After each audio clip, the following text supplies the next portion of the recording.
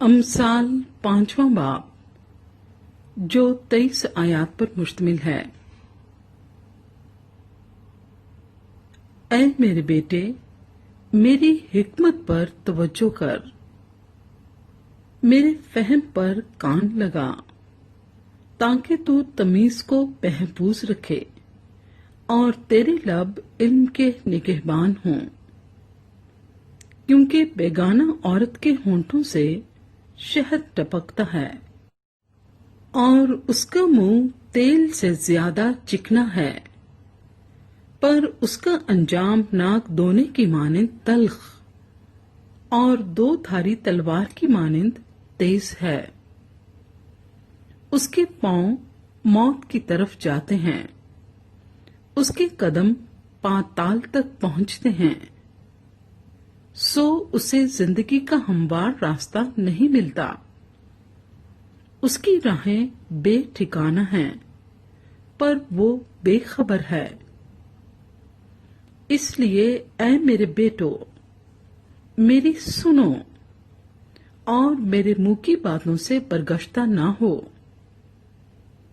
اس عورت سے اپنی راہ دور رکھ اور اس کے گھر کے دروازے کے پاس بھی نہ جا، ایسا نہ ہو کہ تو اپنی آبرو کسی غیر کے اور اپنی عمر بے رحم کے حوالے کرے۔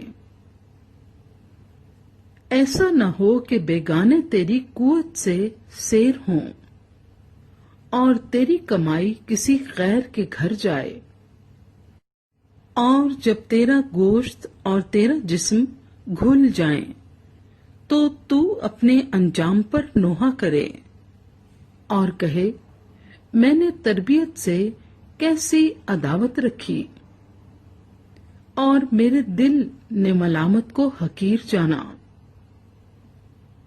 نہ میں نے اپنے استادوں کا کہا مانا، نہ اپنے تربیت کرنے والوں کی سنی۔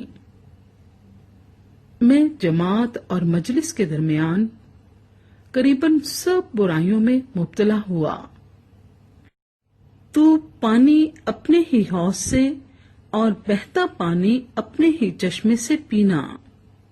کیا تیرے چشمے باہر بہہ جائیں اور پانی کی ندیاں کوچوں میں؟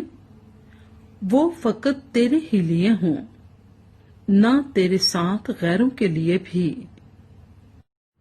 تیرا سوتا مبارک ہو اور تو اپنی جوانی کی بیوی کے ساتھ شاد رہے، پیاری ہرنی اور دل فریب غزال کی مانند۔ اس کی چھاتیاں تجھے ہر وقت آسودہ کریں اور اس کی محبت تجھے ہمیشہ فریفتہ رکھے۔ اے میرے بیٹے، تجھے بیگانہ عورت کیوں فریفتہ کرے اور تو غیر عورت سے کیوں ہم آغوش ہو؟ کیونکہ انسان کی راہیں خداوند کی آنکھوں کے سامنے ہیں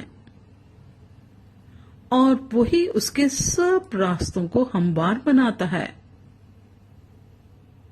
شریر کو اسی کی بدکاری پکڑے گی اور وہ اپنے ہی گناہ کی رسیوں سے جکڑا جائے گا۔ وہ تربیت نہ پانے کے سبب سے مر جائے گا اور اپنی سخت حماقت کے سبب سے گمراہ ہوگا۔